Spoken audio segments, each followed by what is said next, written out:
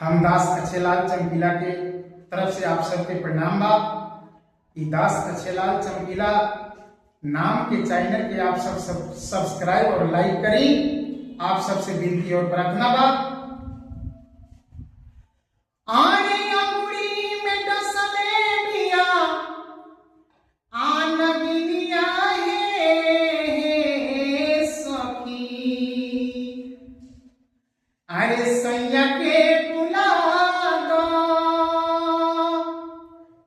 ए अंगुरी में डसले बिया नगिनिया हे सखी, अरे सैया के